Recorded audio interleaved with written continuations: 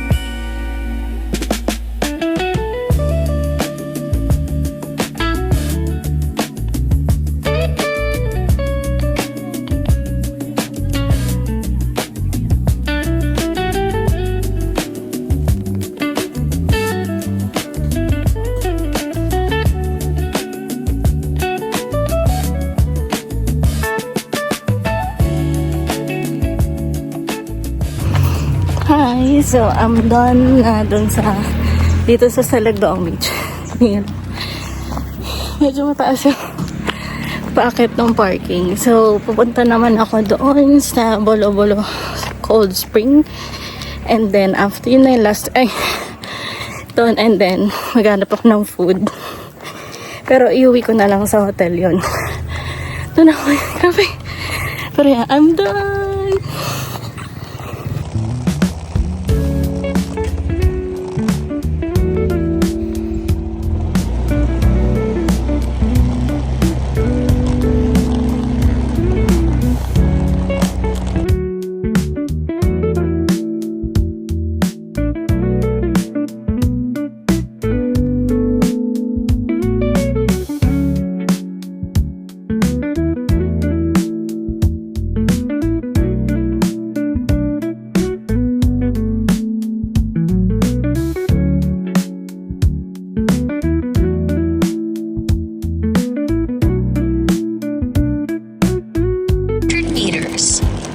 Turn left towards trees, hopefully.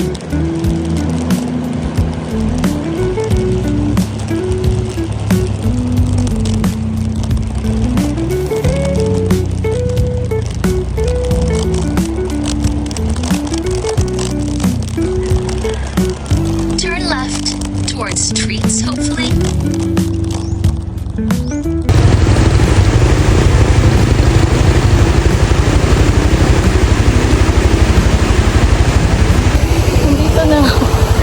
Parang feeling ko doon pasaras, pero kasi wala nang katao-tao, medyo gabi na rin kasi, so hindi na ako tumuloy, pero yan.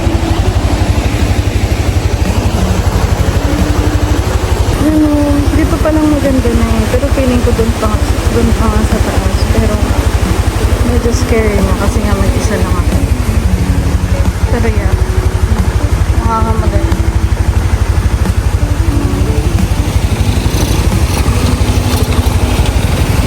Ganda, grabe. So maghahanap na lang ako ng food since and for sure doon na lang ulit ako sa pool maliligo or tatambay ako doon sa dagat habang maaga pa. Pero yeah, I need to go na kasi medyo padilim na, nakakatakot. So napadpad ako dito sa may boulevard. Naghanap lang ako ng pusotas ng chicken pero mas may better ako nakita. So marami ditong helera ng mga yan, ihaw-ihaw. Yan, doon ako bumili. Sobrang mura ng ihaw nila dito. Grabe. So, ayan. Ihaw-ihaw. Doon ako bumili. Tapos ito yung table nila dito. Sobrang unexpected. Grabe. Sobrang ganda ng sunset kahit medyo late na. Pero sa kabila, sobrang ganda. Grabe. So, nandito ako sa may Lazi. I think yung tawag nila dito is Boulevard. May parang ganito sila doon sa mismong malapit sa port. Tapos, biglaan lang din ako napadpad dito kasi naghahanap ako ng ATM. Tapos naghahanap ako ng puso, yung hanging rice, and then chicken sana. Pero, mas may better ako nakita. Nakita ko nung ihaw-ihaw dito. Tapos, grabe, sobrang mura. Like, mga 10 pesos, 15 pesos, ganyan. So, parang, medyo marami din ako nabili kasi na-overwhelm ako. Pero mukhang mag-uuwi pa ako later dun sa hotel. Pero grabe, kahit madilim na dito, I mean, ang ganda pa rin. Tapos ang ganda ng sunset. Grabe. So, ayun yung motor ko. Tapos sa may table lang ako sa malapit.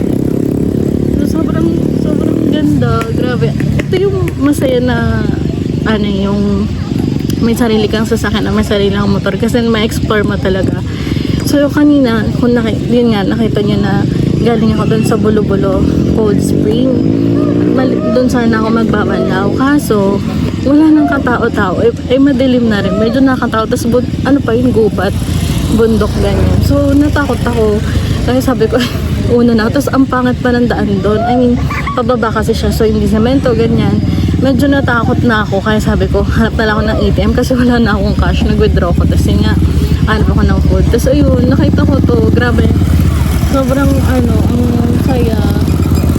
Tsaka, hindi to nakikita sa hindi to nakikita sa like sa TikTok yung mga sinesearch ko ng mga affordable food, ganyan na yung madali mo lang pero grabe, yung inihaw nila na barbecue may hanggang 10 pesos, tapos meron sila yung parang yung longganisa 15, tapos yung isaw nila, 10 piso lang. Tapos, ang dami. Grabe, I cannot. Kung sa Manila yun, baka 25 na yun.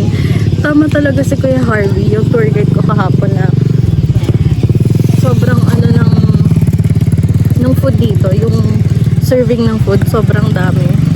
So, for sure, mauubos ko din yan. Or, I mean, mabubusog ako doon kung naubos ko yan. Pero, yun nga, gusto ko din mag-uwi din. So, ito nga yung outfit ko. Habang nag-motor. Grabe, yun eh. Yung outfit ko habang nag-motor. Tsaka, ang ganda rin dito. Grabe, hindi mo mafe-feel na ano, yung, hindi ka may ilang. Ako, kung, siguro ko sa ano to, ibang lugar, ganyan. Sabi na natin Manila, kasi nga, di ba, iba din yung ano doon. Wala kang makikita like yung mga catcalling, ganyan. Wala yung, mafe-feel mo kasi kung binabastos ka kahit na iba yung language nila yun. Alam mo yun, kahit yung sa ibang bansa eh. Kahit na kunwari, kung ano bang language, yung mafe-feel mo na binabastos kayo or mafe-feel mo na, yun nga, may ibang sinasabi sa'yo. Pero dito hindi, wala ka talagang mafe-feel. Kaya, ang masasabi ko na safe dito. Safe mag-travel mag-isa. So, ito na yung mga in-order kong food. So, ito yung puso or yung hanging rice. Wow, mainit-init pa. Then, ito 15 pesos lang to, longganisa. Then, yung hotdog, 15 pesos lang din. Tapos, ito, 10 pesos. Ay, 10 pesos each yan, barbecue. Marami na din na for 10 pesos. Ito yung isaw, grabe. 10 pesos lang to. Oh, ang daming ikot niyan. Grabe. Super worth it. Wala ilaw. So, dito na yung food. So, ayan. Tapos, fairness, may pa-plastic sila dito and may pa-tissue. Ayan. So, lagyan lang natin.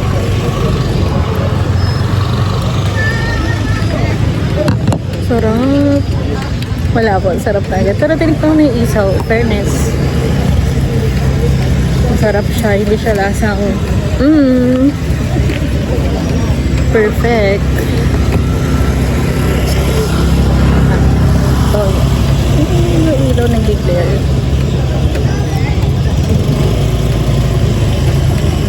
Ayan.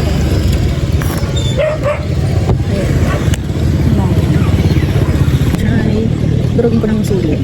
Anong tulog? Ay, durugin ko ng plastic. Durugin ko ng plastic niya. Durugin natin.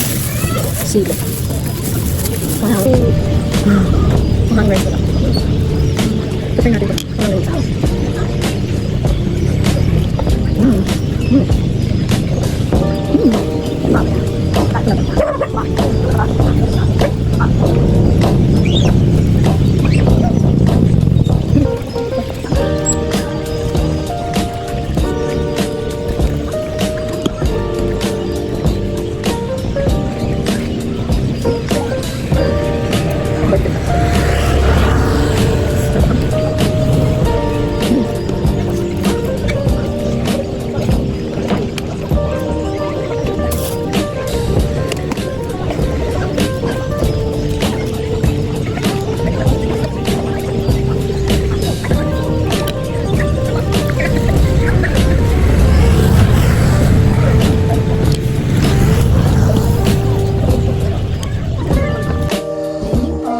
Kunin ko lang yung room keys.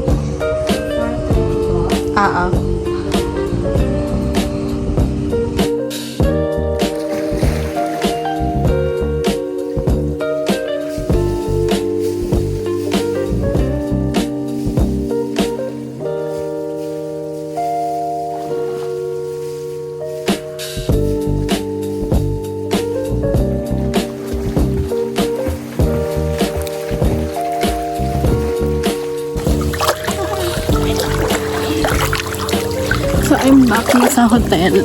Actually, medyo dumami na yung naka-check na. Yung mga kasama na rin ako. Pero, pa-check out na rin ako bukas. So,